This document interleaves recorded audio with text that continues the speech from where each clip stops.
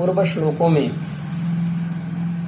उन श्लोक चतुष्टयों में जो महर्षि कण्व के द्वारा शकुंतला को उपदेश दिया गया तथा धैर्यता प्रदान की गई कि हम लोगों का जो तुम्हारे प्रति ये कार्तज्ञ है, जो विक्षोह है, विक्षोह विषय की जो चिंता है, वो पति के गृह जाने पर वहाँ के वैभव और संतानोत्पत्ति के बाद सब सामान्य हो जाएगा।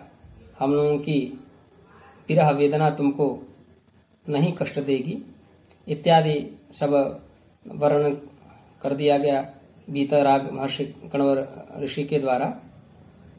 अब शकुंतला को अपने 2 शिष्यों के साथ महर्षि दुष्यंत के घर प्रेषित करते हैं और उन शिष्यों से कहते हैं कि हमारा ये संदेश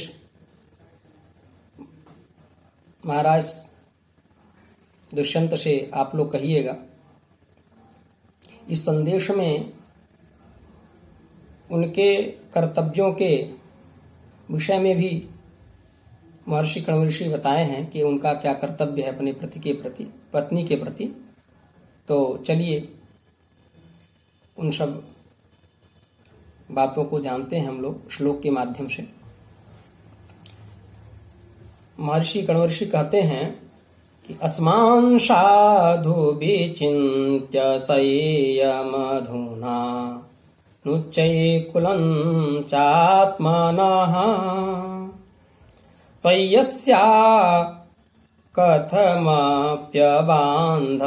कृताम् स्नेह प्रवृत्तिं च तां सामान्य प्रतिपत्ति पूर्वकमियं दारेषु दृश्यात्पया भाग्याय तमर मतः परं न खलु तद्वाचं वधूवन्धुभिः।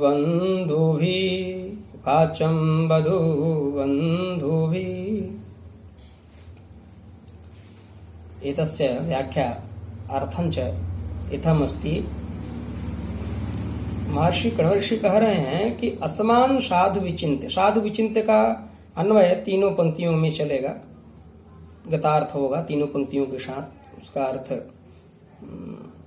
साथ साथ ही चलेगा। साधु विचिंत साधु, हर पंक्ति में इन कर्तव्यों को अच्छी तरह समझना है, इन कर्तव्यों को अच्छी तरह समझना है, इन कर्तव्यों को अच्छी तरह समझना है, ये तात्पर्य है।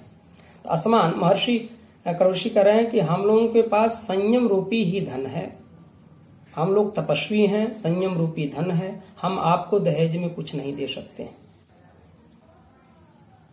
ये तदर्थ ये भी प्रदर्शित करना चाहते हैं महर्षि कण्व ऋषि इस पंक्ति से कि तिरस्कृत किए जाने पे हम लोग दंड भी दे सकते हैं। समझ रहे हैं कि नहीं? ये उनसे जाके महर्षि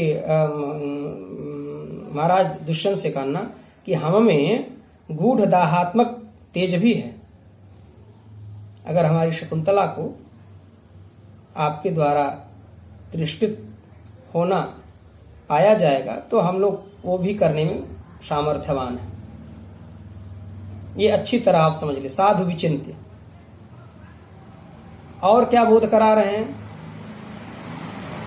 उच्चै कुलं चात्मनः, आपका कुल बहुत ही यश कीर्ति वाला है, तो अपने कुल के अनुसार, आपकी कुल की जो गरिमा है उसके अनुसार शकुंतला को उसके कर्तव्यों का, उसके क्रियाओं का सम्मान आपको करना। साधु विचिंत्य, ये अच्छी तरह आपको स्मरण होना चाहिए। ठीक है? तो तय्यस्या, क्योंकि तय्यस्या कथमप्य बांधव कृता, तुम्हारे प्रति शकुंतला का प्रेम स्वाभाविक है, या तुम्हारा शकुंतला के प्रति प्रेम स्वाभाविक था। इसमें हम बंधु बांधवों की कोई भूमिका नहीं थी। हम लोग ने प्रेरित नहीं किया था कि आप शकुंतला से प्रेम कीजिए और उससे विवाह कीजिए।